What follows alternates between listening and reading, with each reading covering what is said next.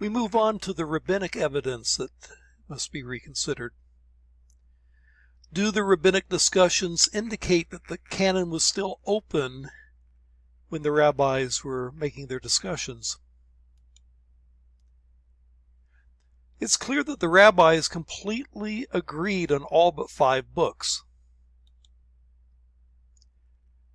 And it's also clear that the rabbis questioned the canon to some degree after the canon was in fact already established. This is clearest with their debate over the book of Ezekiel, which, if Riley's theory is correct, was clearly established as a part of the prophets by 200 BC, and yet the rabbis were still debating it over a couple of centuries later. Similarly, the other 4 books that were questioned by one or another rabbi could be books that were clearly recognized to be in the canon. What they were debating was whether or not that decision was the correct one. Another question. Did a Jewish council at Jamnia in AD 70 close the Jewish canon? It can be argued that Jamnia was not a major event.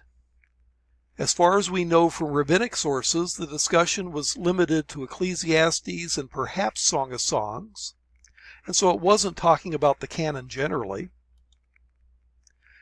Moreover, Jamnia was not a council or a synod. That's imposing upon the rabbis kind of a church tradition. Rather, it was just a meeting of some rabbis. In fact, later on, Jamnia is rarely mentioned in the rabbinic tradition, so it was not considered very important later on. In fact, views contrary to the opinions that Jamnia continue to be expressed long after that event in AD 90. Or as scholar Lehman writes, the widespread view that the Council of Jamnia closed the biblical canon, or that it canonized any books at all, is not supported by the evidence and need no longer be seriously maintained. In other words, Riley created a legend. This whole Council of Jamnia thing is not based on historical fact. Well, what about the Samaritan evidence? Does their canon really relate to the date of the canonization of the Torah? Well, the lack of prophets and writings in the Samaritan canon doesn't necessarily have anything to do with the stages of Jewish canonization. Riley assumes that there was a split between Jews and Samaritans around 400 BC. He points to the book of Ezra, chapter 4, where some from up north were rebuked by Zerubbabel as being the occasion for the split between Jews and Samaritans. However, the real split may well have occurred at 128 BC. That's when the Jewish ruler, the Hasmonean ruler, John Hyrcanus, destroyed the temple on Mount Gerizim. And that up until that point there had been relatively friendly relationships between Jews and Samaritans. And so if the real split was in 128, well, this would be well after the prophets already were canonized in Jewish circles, if you adopt Riley's hypothesis. They may have rejected the later books because of the prominence it gave to Jerusalem, rather than going back to the time of Zerubbabel or the like. In 2 Maccabees 2, verses 13 through 14, there's some evidence that suggests that Nehemiah first gathered the books that became the prophets and the writings. And it suggests then that the canon was pretty much complete by 400 BC.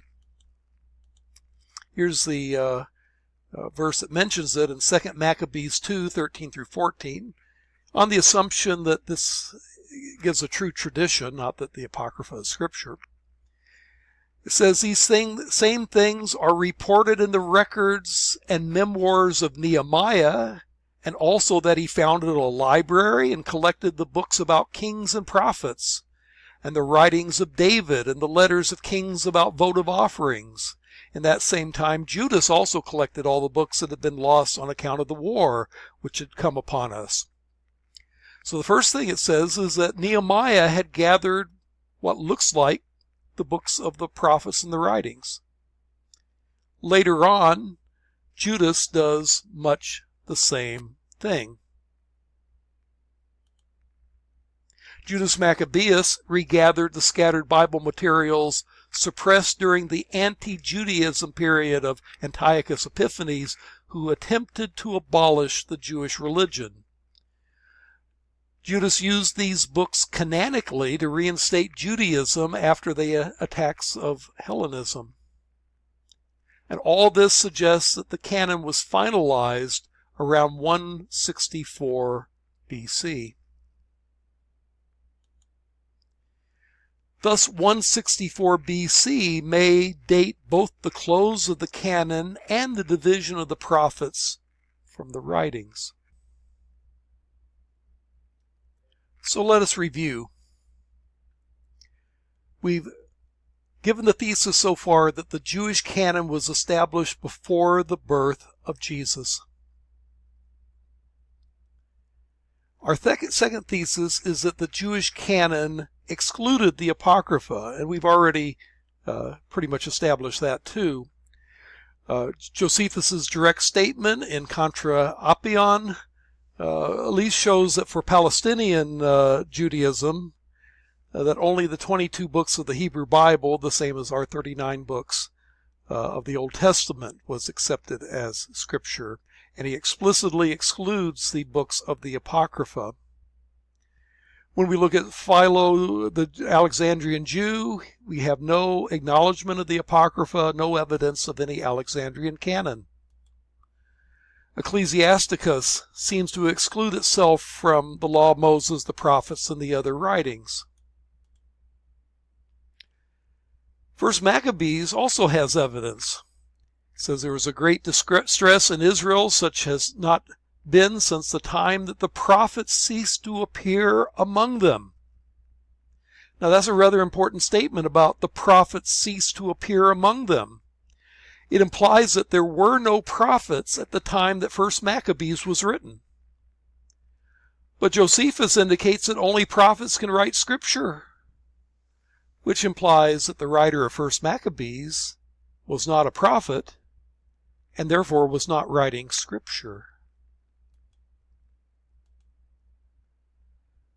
Josephus indicates that non-prophets cannot write Holy Scripture, so neither First Maccabees nor, given the statement, any of the other books of the Apocrypha could have been written by a prophet and therefore be considered Scripture.